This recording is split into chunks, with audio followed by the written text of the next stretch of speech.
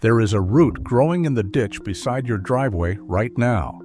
Pull it out of the ground, scrub it clean, slice it thin, and roast it in your oven for 20 minutes. What comes out looks like coffee. It smells like coffee. It brews like coffee. It costs you nothing. The global coffee industry makes $450 billion a year, selling you something this root replaces for free. And by the end of this video, you will know exactly which root this is, how to find it within a mile of where you are sitting, and why no coffee company on earth wants you to know it exists. Hi, I am Harry, and this is Garden Explained with Harry. This root grows in all 50 states. It grows across Canada from British Columbia to Nova Scotia. It grows across Europe from England to Russia. It grows across Asia from Japan to China to Korea.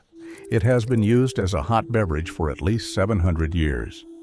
During the Second World War, entire nations drank it when coffee supply lines collapsed. During the American Great Depression, families in Missouri and Appalachia and the rural South roasted it every morning because it was free and it was everywhere. It requires no cultivation, no fertilizer, no irrigation, no seed catalog, no purchase of any kind. The United States imports 100% of its commercial coffee. Every single bean crosses an ocean before it reaches your mug. Meanwhile, this root grows in the cracks of abandoned parking lots. It grows along railroad tracks. It grows behind gas stations and beside church parking lots and in the strip of dirt between the sidewalk and the road. You have walked past it 1,000 times on your way to buy a $4 cup of coffee, and nobody told you what it was. The root is Burdock, Arctium lapa, and before you dismiss it as some obscure survival plant that only wilderness preppers care about, understand something. 125 million people in Japan eat this root every single week. They call it gobo. Walk into any grocery store in Tokyo or Osaka or Kyoto. You will find burdock root stacked beside the carrots and the daikon radish. It is not exotic there. It is not alternative. It is one of the most common vegetables in the country. Japanese home cooks slice it thin and stir-fry it with sesame oil and soy sauce in a dish called kinpira gobo. This dish appears on dinner tables in virtually every Japanese household. Grandmothers teach it to granddaughters. School cafeterias serve it to children. The root has been cultivated in Japan for over 1,000 years. In China, burdock seed has been documented in pharmacopoeias since the Ming Dynasty. They call the seed niubangzi. Traditional medicine practitioners have prescribed it for centuries for clearing heat and reducing swelling. In France, they call the root bardane.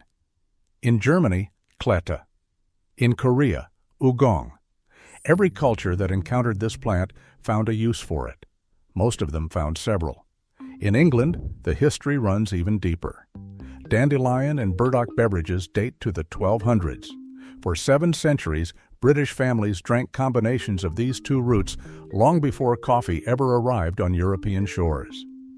Coffee did not reach England until the 1650s. Burdock beverages were already 400 years old by then. Nicholas Culpeper, the famous English herbalist, documented burdock in his 1653 Complete Herbal and described the root as one of the finest purifiers of the blood.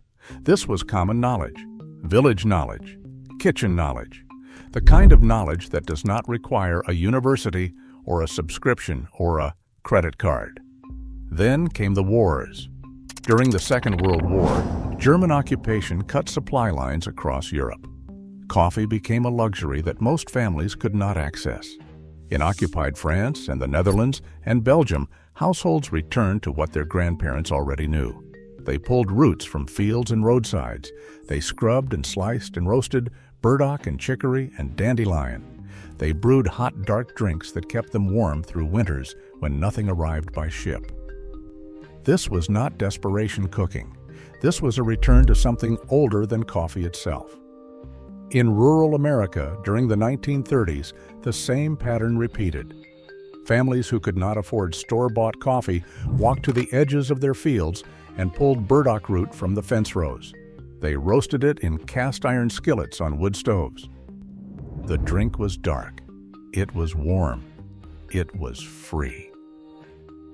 And when the Depression ended and grocery stores filled back up with Folgers and Maxwell House, the knowledge quietly disappeared. Not because it stopped working, because something cheaper per unit showed up on a shelf with a label and a jingle. Now, here is what the root actually contains and why it matters beyond flavor. Burdock root is 27 to 45% inulin by dry weight. Inulin is a prebiotic fiber. It feeds the beneficial bacteria in your gut. Your body does not digest it directly. Instead, it passes into the lower intestine where it becomes fuel for the microorganisms that regulate your immune system, your digestion, and your mood. The commercial supplement industry extracts inulin from chicory root in industrial facilities. They process it, they encapsulate it, they package it in bottles with marketing claims on the front and a $15 to $30 price tag. Burdock root delivers the same compound in a cup of roasted tea, from a root you pulled out of a ditch. Burdock root contains valuable bioactive compounds like arctogenin and chlorogenic acid, which demonstrate anti-inflammatory, antioxidant, and blood sugar regulating properties in laboratory trials. While roasted burdock root creates a dark, rich, roasted beverage with a mouthfeel similar to coffee. It is 100% caffeine-free. It will not provide a central nervous system stimulant boost. You can buy green coffee bean supplements for $25 a bottle. Or you can roast burdock root and get chlorogenic acid along with everything else in the root for nothing. The mineral content reads like a multivitamin label: 308 milligrams of potassium per 100 grams of raw root, magnesium, manganese, phosphorus, iron, B vitamins. Compare this to the popular vegetables that fill grocery store shelves with price tags and plastic packaging. Burdock matches or exceeds several of them, and it grows in soil that most cultivated crops would refuse. So the question becomes obvious. If this root has been used for 1,000 years in Japan, 700 years in England, and through every major supply crisis of the last century, why does no one in the Western world talk about it? Why is it not on grocery store shelves beside the ginger and the turmeric? Why has no brand built a product around it? The answer is not conspiracy. The answer is simpler than that, and in some ways, worse. The American coffee supply chain is one of the longest in the food industry. Beans are grown in tropical regions: Brazil, Colombia, Vietnam, Ethiopia. They are harvested, processed, dried, and shipped across oceans to roasting facilities. The roasted beans are ground, packaged, and distributed to warehouses. From warehouses to grocery stores, from grocery stores to your kitchen. Every single step in that chain employs people. Every step extracts profit. Importers, shippers, roasters, packagers, distributors, retailers, marketing firms. The chain is enormous, and every link depends on the next. Now picture burdock root. It grows in a ditch. You pull it out of the ground. You scrub it at your kitchen sink. You slice it on a cutting board. You roast it in your oven for 20 minutes. You grind it and pour hot water over it. There is no supply chain. There is no importer. There is no roaster. There is no packager. There is no distributor. There is no retailer. There is no marketing firm. There is no profit for anyone except the person drinking it. The prebiotic supplement market tells the same story from a different angle. Companies spend millions extracting inulin from chicory in processing plants. They patent delivery methods. They trademark brand names. They buy shelf space in pharmacies and health food stores. A single root that delivers the same compound as a whole food with no extraction and no processing and no patent cannot attract investment. It cannot generate shareholder returns. It cannot justify a marketing budget. so it does not get one. And then there is the classification. In multiple American states, burdock is listed as a noxious weed. This means county extension offices actively encourage landowners to remove it, spray it, poison it, eradicate it. The same root that Japan cultivates as a premium vegetable and sells in every supermarket, the United States treats as an agricultural pest. The classification exists because the bird seed heads stick to livestock wool and cattle hair.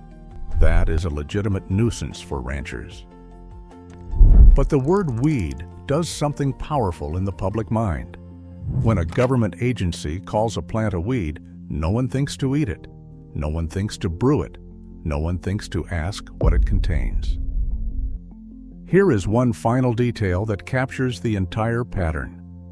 In 1941, a Swiss engineer named Georges de Mestral went hiking in the Alps with his dog. When he returned home, burdock burrs covered his pants and his dog's fur. Instead of cursing the plant, he put a burr under a microscope. He studied the tiny hooks that allowed it to grip fabric and fur. He spent 8 years developing a fastening system based on what he saw. He called it Velcro. Today, Velcro is a multi-billion-dollar industry. The plant's most commercially useful feature got extracted, engineered, patented, and sold worldwide. The root itself, the part that feeds you, the part that heals you, the part that brews into coffee, was left in the ditch where he found it. But you do not have to leave it there. Finding burdock is simple once you know what to look for. In its first year, the plant grows as a low rosette of enormous leaves. They look similar to rhubarb, broad, wavy edges, slightly fuzzy underneath. There is no flower stalk in the first year. The plant is just leaves and root, building energy underground. In the second year, a tall stalk shoots up, sometimes reaching 5 or 6 feet. Purple thistle-like flowers appear. Then the bird seed heads form. Those are the ones that stick to everything. You want first-year roots. That is when the taproot is tender and full of stored energy. Dig in late fall of the first year or early spring of the second year before the stalk emerges. The root can reach 2 to 3 feet long. It is pale inside, like a parsnip. Scrub the root thoroughly using a stiff brush under cold running water. Lightly scrape off outer soil particles while leaving the nutrient-dense bark intact. Slice the clean root into uniform thin coins, approximately 1/8 of an inch, or 3 millimeters. To achieve a proper roast without scorching, first dehydrate the slices at a low temperature ranging from 150 to 200 degrees Fahrenheit, or from 65 to 95 degrees Celsius until completely dry and brittle. Then raise the oven temperature to a range of 325 to 350 degrees Fahrenheit, or 160 to 175 degrees Celsius, and roast for 15 to 20 minutes until deep golden brown, stirring once for an even roast. Watch them carefully. You want a deep brown color. The kitchen will smell like toasted caramel and earth. When they are dark and dry, let them cool. Grind them in a coffee grinder or a blender. Steep the grounds in hot water for 5 to 10 minutes. Use a French press if you have one. Strain and pour. The flavor is not coffee, but it occupies the same space in your morning. It is dark. It is earthy. There is a natural sweetness from the caramelized inulin that you will not find in any coffee bean. There is no bitterness. There is no caffeine. There is no crash at 2 in the afternoon. And there is no receipt. The root also works as a vegetable. The Japanese have 1,000 years of recipes to prove it. Sliced thin and stir-fried, added to soups and stews, pickled in rice vinegar, shaved raw into salads. You are not limited to brewing it. You are looking at a multi-use crop that feeds you in 6 different ways from a single root pulled from ground that nobody else wanted. The coffee industry requires tropical plantations on other continents. It requires global shipping lanes that burn fuel across oceans. It requires commodity futures markets where traders in suits bet on the price of your morning cup. It requires a $100 machine on your kitchen counter and a $12 bag of beans every 2 weeks. This route requires a shovel and 20 minutes.